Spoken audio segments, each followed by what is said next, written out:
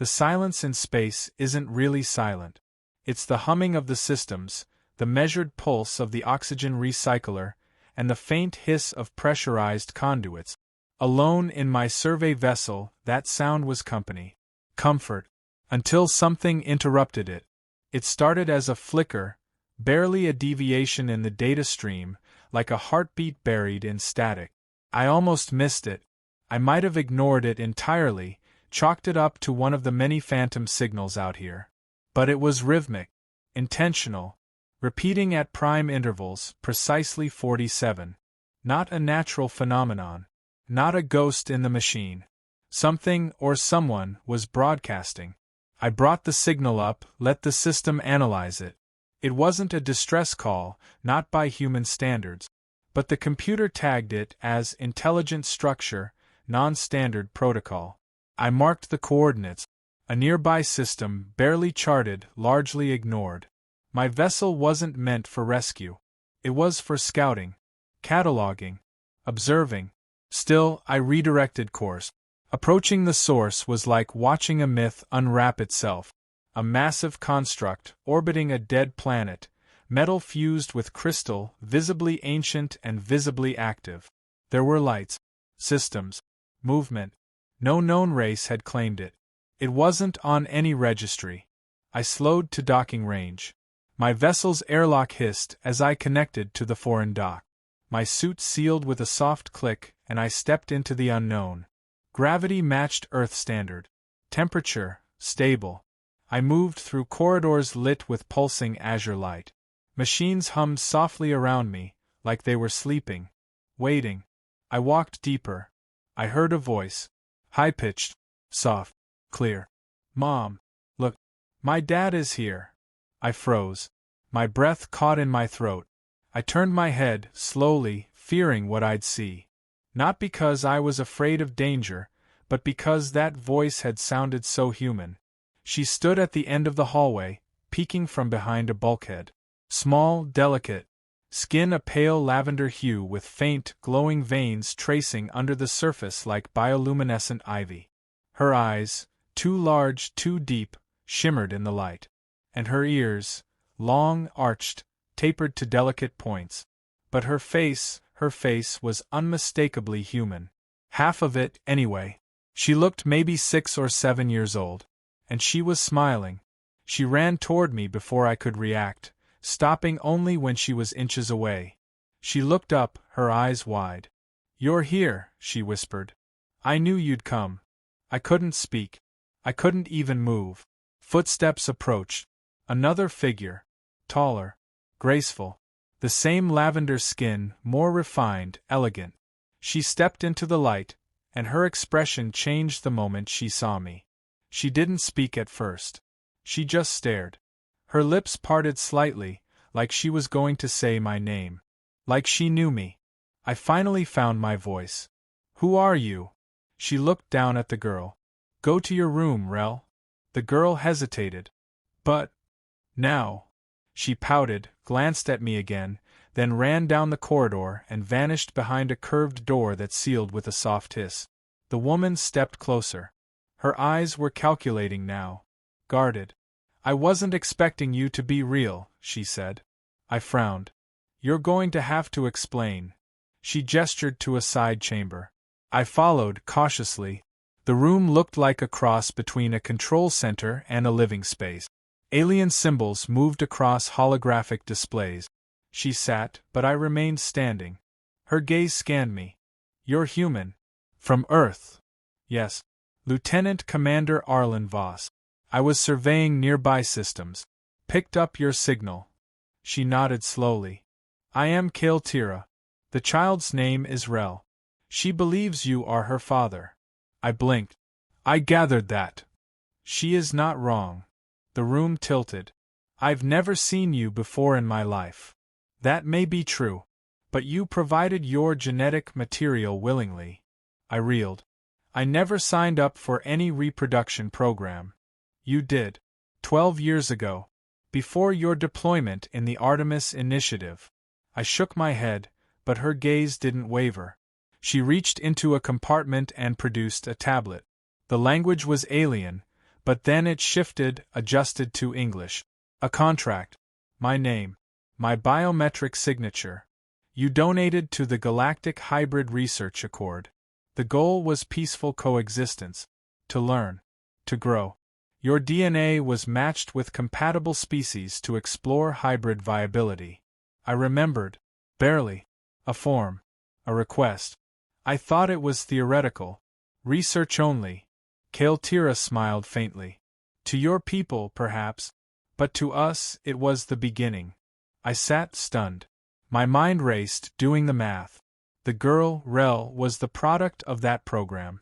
A living, breathing being with half of my DNA. A daughter I never knew existed. She recognized me, I said. She's always known you. We used residual memory imprint. Genetic resonance. Your essence has shaped her development. I didn't know what to say. The idea was surreal. She's brilliant, Kael'Thera continued. More than either of us expected. But she's not like us. I glanced up. She feels, Kael said. Deeply. Too deeply. My people value logic. Control. But Rel, she's wild. Curious. Empathic.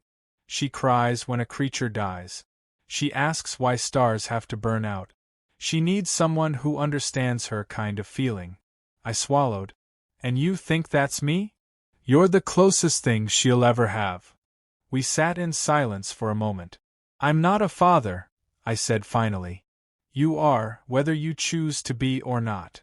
I stood. Why now? Why did I get the signal? Kael tilted her head. Because she found your image in the archives.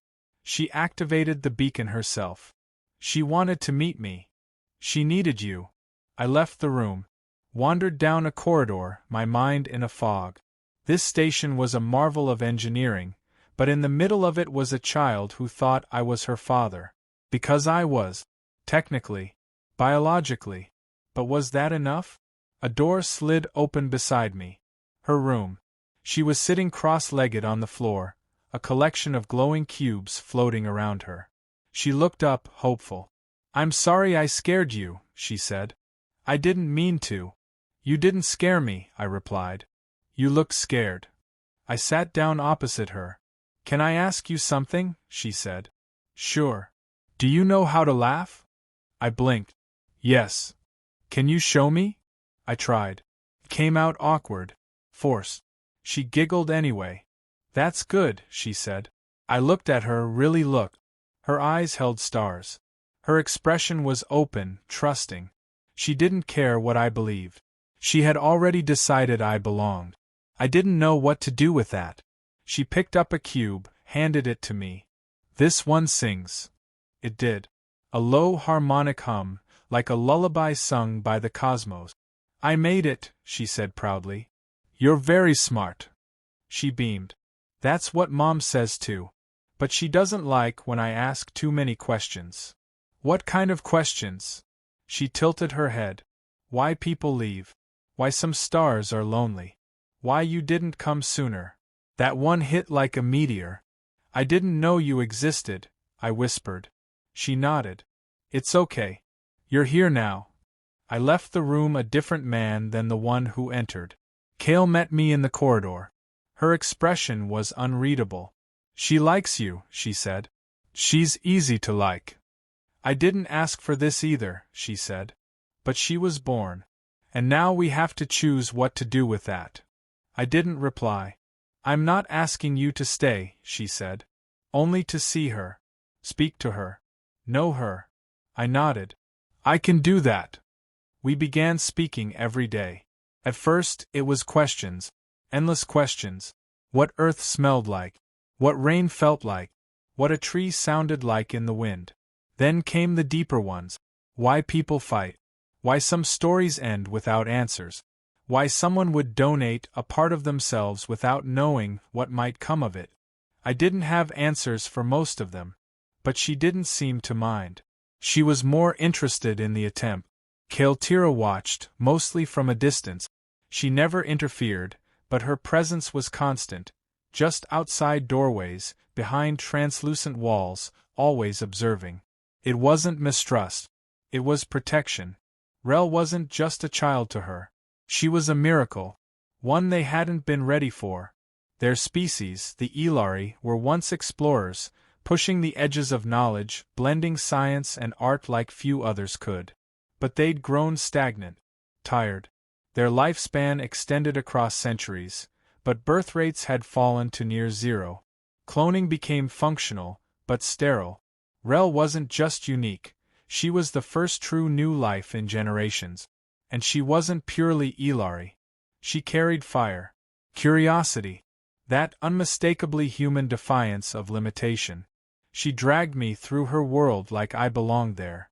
Her room became our meeting place. Then the learning chambers, the memory vaults, the simulation domes. She taught me Ilari music. I taught her chess. She beat me on the third day. The ship, a massive self-sustaining biosphere, held technologies I'd never imagined. Energy synthesis, thought-driven interface controls, predictive environment modeling. The humans who designed early interstellar drives couldn't have dreamed of this. But even with all that brilliance, no one knew how to raise a hybrid child with a heart that couldn't be contained by walls. The other Ilari were cautious. Some avoided her. Others regarded her with quiet awe, like a living artifact. But none embraced her. Except Kale. And, slowly me. I wasn't supposed to stay long. A few days, maybe. A week. Long enough to meet her, to acknowledge her. But weeks turned to cycles. My survey assignment lapsed. No one came looking.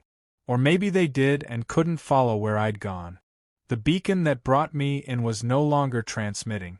Kale admitted she shut it down. I confronted her. Why cut the signal? She needed time. Without interruption. Without threat.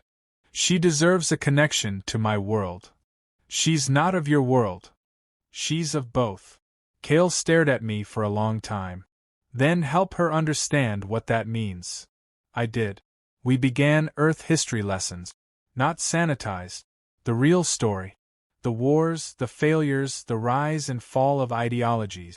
I told her about our myth. Prometheus. Pandora. Sisyphus. She liked the ones that ended in defiance. She asked about her name. I told her it meant nothing on Earth. But in Ilari, it meant spark. That pleased her. Kale watched me change. I tried to hide it, but I couldn't. I started walking with less calculation. My mind drifted to her words during idle moments. I caught myself smiling for no reason. I was becoming a parent. Not because I had to be. Because I chose to be. But not everyone was pleased. One morning, an elder Ilari, Counselor Veril, summoned Kale. I wasn't invited, but I heard the argument through the wall. They wanted Rel relocated to an isolation habitat. Monitored, evaluated. They feared her influence, her unpredictability, her humanity. Kale resisted. Her voice, usually so composed, shook with rage. But the council had authority. She came to me that evening. Her expression was unreadable. They voted. What happens now? She is to be relocated. No. There is no appeal. Then we leave. She blinked. Leave. She's not a prisoner. She's a child. She's also a singularity. An unpredictable variable. To them, that's danger. To me, that's family. Kale looked at me like she hadn't expected those words to ever come from a human. How? She asked. I still have my vessel. It's not much. But it flies. She hesitated. They'll pursue you. Let them. She was quiet for a long time. She won't understand. Then we'll help her. We told her that night. She didn't cry. She asked one question. Will you both come? Kale looked at me. Yes, I said. If your mother is willing. I go where she goes, Kale said simply. Rel reached for both of our hands. Then let's go. The next hours were chaos. Silent chaos. We moved through unmarked routes. Kale used clearance codes I didn't know she had. We reached the docking bay without interception. I powered the vessel. Rel sat beside me. Kale behind. Then the lights turned red. They've locked the bay. Kale moved fast. Reroute the launch signal through the auxiliary panel. I'll delay the command response. I followed her instructions. The vessel groaned under the forced override. The air shimmered. Emergency breach in 60 seconds, I said. Rel looked at me, eyes wide. Are we going to crash? No, I said. But it's going to be loud. She grinned. The outer bay doors cracked open. Pressure roared. My fingers flew across controls. Kale's voice fed data into the ship. The thrusters surged. The docking clamps disengaged. We shot forward like a bullet from a railgun. They fired after us. I dodged the first barrage. The second clipped the port stabilizer. Brace! I shouted. The ship spiraled, caught in a gravitational swell, then righted itself. We cleared the outer perimeter. I engaged the drive. Then we were gone. Silence returned. Breathing. Laughter. We made it. We didn't know where we were going, only that we couldn't return. We found a system on the edge of the mapped territories. A planet, half terraformed, uninhabited. We landed, set up base. The ship had enough supplies for months. Kale adapted quickly. She rewired systems, converted power cells, stabilized the environment dome. Rel made it a home. She painted the walls with constellations, sang to the local birds, collected stones and named them after Earth cities. Kale and I shared tasks: repairs, agriculture, teaching. Nights came with stories. Rel invented her own now. Ones about children born from stardust who taught dying suns how to shine again. We built a life. Quiet, fragile, beautiful. But peace is never permanent. The Ilari found us 6 weeks later. A cruiser entered orbit, its signature unmistakable. We watched it from the dome, Rel pressed against the glass. They're back, she said softly. Kale and I exchanged looks. They won't take her, I said. They won't hurt her, Kale added. But they will insist. We didn't wait. We opened comms. Veril appeared, his face gaunt and tired. Your absence was not authorized. Your exile was, Kale said calmly. You've jeopardized centuries of containment.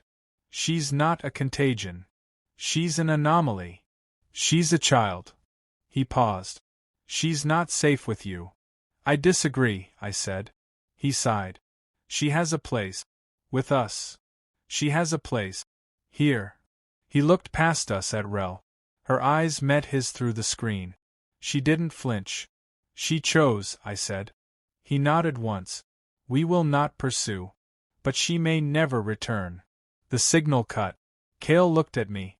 That's the best outcome we could hope for. She's free. She's ours. We stepped outside. The stars blinked down, distant and unknowable. Rel stood between us, holding both our hands. I like this place, she said. It feels like it was waiting. So were we, Kale whispered. She was building something. The day came when she showed us. A prototype drive core. Incomplete. But viable. You're making a ship, Kale said. Rel nodded. I'm going back. Kale went rigid. To them? To somewhere. Maybe not the Ilari. Maybe not Earth. Somewhere that's ours. You don't need to leave to find that. Rel met her gaze. I do. I wanted to stop her. But I couldn't. Because I'd seen that look before. In mirrors. In launch bays. In faces of the brave and the foolish alike. She didn't want to escape us. She wanted to expand the story. She finished the craft in 16 months. Small. Efficient. Elegant. Ilari curves with human defiance. She named it Origin. She asked us to come. We said yes. We left behind the dome. The red grass. The birds that had learned her name. We left our sanctuary behind because we knew a sanctuary is just another kind of ending. She plotted a course toward the Perseid Drift. Unclaimed space. Rumors of sentient nebulae. Civilizations without names. Possibility. We didn't expect to find a distress signal. A weak pulse. Ancient encoding. Earthborn. We followed it. A colony ship. Crashed. Broken. But not dead. They were human. or what was left of humans after generations without Earth. Culture shredded by isolation. Language bent, syntax twisted, customs unrecognizable. They called themselves Ashari. They believed Earth was a myth, a metaphor for unity. Their oldest texts spoke of a blue world abandoned by God. They thought Rel was one of them. They saw her as prophecy. We tried to explain. They refused to listen. Their leader, a woman named Leora, welcomed us with awe. Then with control. We were invited to stay. Not as guests, she said. As witnesses. To what? I asked. To the rebirth. Kale immediately distrusted her. They're desperate. They're fanatical, I added. But Rel was curious. They're surviving, she said. She spent time with them, learned their dialect, walked among their shattered tech and hand-stitched faith. She asked them questions no one had dared speak in decades, and slowly they changed. They stopped calling her a god, started calling her a guide. She showed them how to repair what they thought was holy, taught them science was not sacrilege. They listened, not because she preached, but because she asked.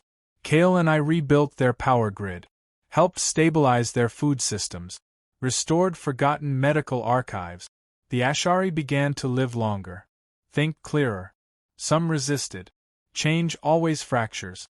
An elder, Marn, challenged Rel's presence, accused her of desecrating tradition.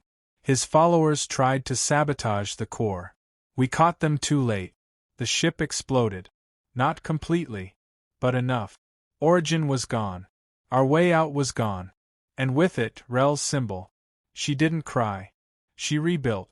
But this time, not a ship. A council. She gathered leaders from each Ashari clan, helped them draft rules, ideas, a charter. She refused to lead. Instead, she taught them to question, to build without worship. It took years. We stayed. We weren't outsiders anymore. We were part of something again. Kale found new purpose, became the Ashari's foremost technologist. I taught history, strategy. My old Earth career reanimated in alien soil. Rel became legend, not through miracles, through work. She turned prophecy into policy. And then the message came. Ilari code. Years old. Delayed through subspace decay. A new regime. Reformers. Curious about her. Wanting to meet. Not to judge. But to learn. She was skeptical. So were we. But we agreed to send a reply. A delegation arrived. 3 Ilari different than before. Open faces. Gentle questions. They brought books. Artifacts. Apologies. Kale spoke first.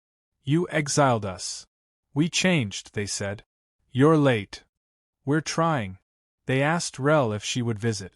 Not as a subject. As an emissary. She didn't answer for days. Then one morning, she woke us both. I'm going, she said. We nodded. We'll come with you. She smiled. I knew you would. The return wasn't triumphant. It was quiet. The Ilari homeworld had changed. More voices. Less control. The council was now collective. Decisions decentralized. They welcomed her like wind returning to branches. Some still feared her. But they feared what she represented, not who she was. She spoke to thousands. Not with grandeur. With questions. Are you living? Are you growing? Are you afraid of what's next? And then she told her story. Of a girl who saw a human and believed he was her father. Of a woman who chose motherhood without obligation. Of a species that thought it had reached its peak but had barely begun. She didn't preach unity. She reminded them of possibility. After her speech, she walked among them. No guards. No ceremony. Just presence. And the world shifted. They asked her to stay. She declined. There's more to see, she said. They gave her a new ship. Kale upgraded it. I plotted the stars. And we left again.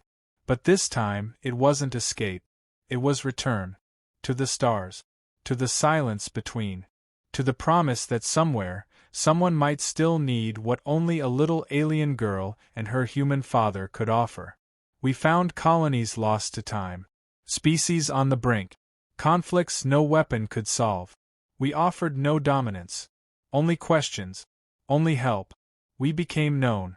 Not as conquerors. Not as saviors. As travelers.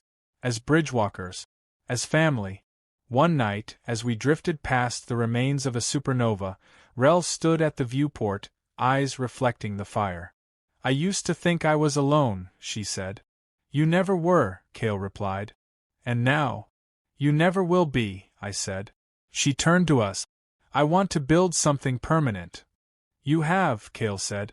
No, Rel whispered. I mean a home. A station. A place for the in-between. Not planetside. Not Ilari. Not Earth.